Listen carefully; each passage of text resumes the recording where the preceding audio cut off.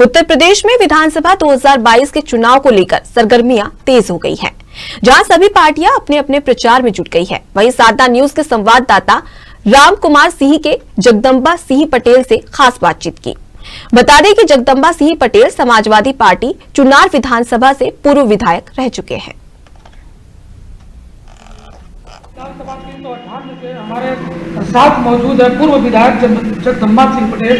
हम इनसे जानना चाहते हैं कि अगले चुनाव में किस तरह से विकास के मुद्दे पर इन्होंने चुनाव लड़ा, आने वाले 2022 के चुनाव में क्या विकास लेकर आ रहे हैं जनता के बीच में। सर, जनता के बीच में किस मुद्दे को चुनाव ले आ रहे हैं आप? मैं अभी वाला बताऊं कि पहले वाला? पहले वाला।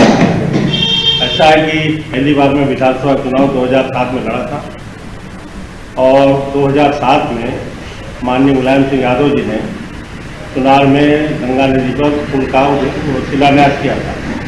सबसे पुल का निर्माण शुरू हुआ, लेकिन 2007 में हमारी पार्टी की सरकार आई, बहुजन की सरकार आ गई। 5 साल फिर उसमें कोई काम नहीं हुआ, थोड़ा सा काम शुरू हो गया था हमारे कार्यकाल में। और फिर तब विधायक में नहीं था, लेकिन पार्टी का प्रदेश संगठन में मैं था। और उसके बाद 5 साल सारा काम बंद रहा। उसके बाद फिर मैं 2012 में जब पहली बार मैं विधानसभा में पहुँचा तो काम तेजी शुरू हुआ, लेकिन कुछ दिक्कतें ऐसी बीच आ गई, क्योंकि उस समय वो शुरू होना था चुनार में पानी का जहाज शुरू होना था, तो उसकी वजह से जो एस्टीमेट था उसको फिर बनवाना पड़ा और वो 1 साल का समय खा गया। इसके बाद वो पुल 90% पूरा हो गया था, पूरा बजट दे दिया गया था PWD को। तो वो पुल बाद में इस सत्र के बाद 18 में पूरा हुआ। जब आपने चुनाव लड़ा था तो विकास का क्या मुद्दा था आपका, जनता के बीच में क्या मुद्दा था? विकास का सबसे बड़ा मुद्दा तो यही था, क्योंकि हम लोगों का जो शिखर ब्लॉक है वो गंगा जी उधर पड़ता है, तो तहसील में आने जाने सारे काम में दिक्कत हुआ करती थी।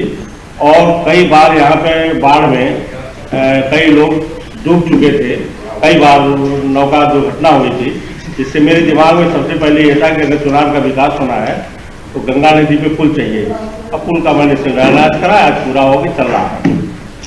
बाढ़ की समस्या बहुत ज्यादा है क्षेत्र में, जैसा कि किसानों को मुआवजा भी नहीं मिल पाता है, लागत उनका जितना लगता है। इस तरह से अगर आपकी सरकार आती है तो क्या किसानों के लिए जो बाढ़ पीड़ित है उनके लिए क्या मदद है? भाई, बाढ़ पीड़ित को मुआवजा दिया जाएगा।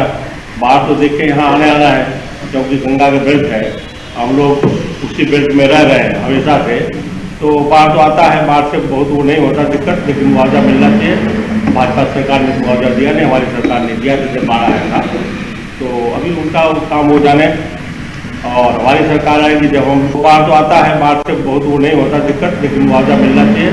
भाजपा सरकार ने मुआवजा दिया नहीं, हमारी सरकार ने दिया, जैसे बाढ़ आया था। तो अभी उनका काम हो जाने और हमारी सरकार आएगी जब हम 12 से 17 तक विधायक थे, तो इतना ज़्यादा हम लोगों ने काम किया था। गांव में कम से कम आप समझिए 3000 लोहिया आवास हमने बनवाया था 62 गाँव में। और जनस्वर विस्तार के योजना के अंतर्गत 9 गाँव में गाँव का विकास हुआ था, CC रोड वगैरह बनवाया गया था। और लोहिया गाँवों में गरीबों के घर बने थे और उसमें उस गाँव में ये सोलर लाइट सब गाँव में लगा था और तमाम सड़कें बनी थी। हमारे समय की देन है आपका ये कछवा से लेकर के स्टेट हाईवे और एक ये जमालपुर ब्लॉक में स्टेट हाईवे बना है, ये भी हमारी सरकार की देन है। तो विकास वर्तमान सरकार कर रही है कि विकास हमने किया, वर्तमान सरकार विकास के मुद्दे पर फिर हम चुनाव में ऐसा है कि भाजपा चुनाव में क्या उतरेगी, चुनाव तो खैर लड़ना उनकी मजबूरी है और वो किसी कीमत पे चुनाव जीतना चाहते हैं, बाई हुक और बाई क्रुक। और उनकी जो स्थिति है, जब से मोदी जी आए, माननीय मोदी जी एक षड्यंत्र के तहत आए, आपने देखा होगा।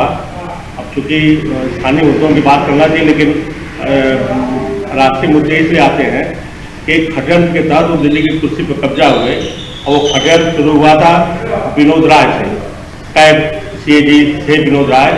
उन्होंने एक फर्जी चीज कहा कि 1,76,000 करोड़ का मनमोहन सिंह के समय में घपला हुआ, जो कि आज अब उसके लिए वो माफी मांग ले रहे हैं।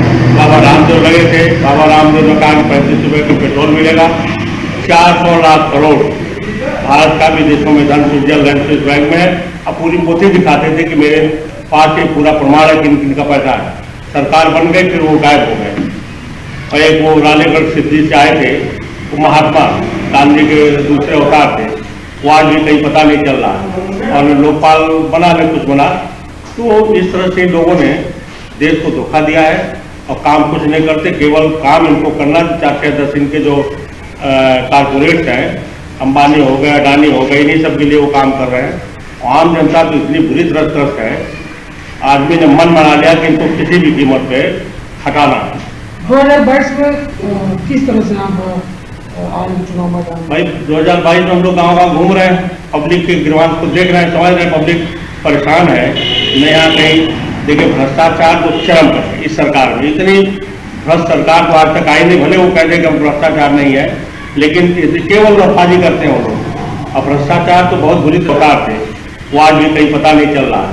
और लोकपाल बना ले कुछ बना, तो इस तरह से लोगों ने देश को धोखा दिया है और काम कुछ नहीं करते। केवल काम इनको करना 4-10 इनके जो कारपोरेट्स हैं, अंबानी हो गए, अडानी हो गए, इन्हीं सब के लिए वो काम कर रहे हैं। आम जनता तो इतनी बुरी तरह त्रस्त है, आदमी ने मन बना लिया कि इनको किसी भी कीमत पे हटाना। 2022 में किस तरह से आप आगे चुनाव मैदान? भाई 2022 में हम लोग गाँव घूम रहे हैं, पब्लिक के गिरवान को देख रहे हैं, समझ रहे हैं पब्लिक परेशान है। न यहाँ कहीं देखिए भ्रष्टाचार तो चरम पर है इस सरकार में। इतनी भ्रष्ट सरकार तो आज तक आई नहीं। भले वो कह दे कि भ्रष्टाचार नहीं है, लेकिन केवल रफाजी करते हैं वो लोग। अब भ्रष्टाचार तो बहुत बुरी तरह से, आप कहीं भी थाने में चले जाइए, तहसील में चले जाइए, किसी विभाग में चले जाइए, आप देख रहे हैं कि जितने ये भर्तियां निकल रही हैं, सब में पेपर लीक हो जाता।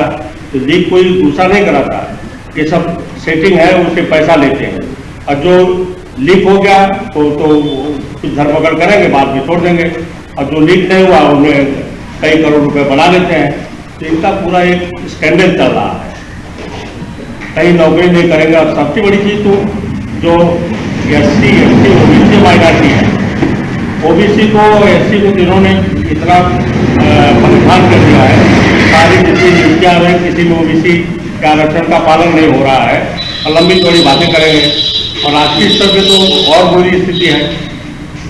राष्ट्रीय पिछड़ा वर्ग आयोग ने आदेश दिया और उसको इन्होंने माना नहीं। 69,000 में मात्र 3.26% OBC लिए गए। अब जब साल भर से बेचारे लाठी डंडा खा के आंदोलन कर रहे हैं, अब जाके उन्होंने कहा कि 6,000 भर्ती की जाएगी, जबकि 22,000 पद खाली थे, 22,000 की भर्ती होनी चाहिए। इसी तरह से तमाम अभी एनल 9,212 जिसका अखबार में देख रहा था, इम्तहान परीक्षा है, तो उसमें 9,212 में मात्र 1,600 पद OBC के लिए आरक्षित, जबकि होना चाहिए था 2,487। इसी तरह से ये सारा घपला कर रहे हैं और बेवकूफ़ बना रहे हैं, और समाज को 200 साल पीछे इन्होंने कर दिया है और ये उसी दिशा में ले जाना चाहिए, जबकि जहाँ सामंतवाद हावी होता है। क्या मानते हैं कि आने वाले चुनाव में सपा आने वाले चुनाव में सपा, आप समझिए कि हमारे नेता तो 400 की बात करते हैं, लेकिन हमारा जो अपना आकलन है 300 से ऊपर तो हम लोग पहुँचेंगे। जनता में जिस तरह का आक्रोश है हम देख रहे हैं। इवन SC वगैरह जितने हैं, ये सब के सब एकजुट होकर के समाजवादी पार्टी को वोट देना।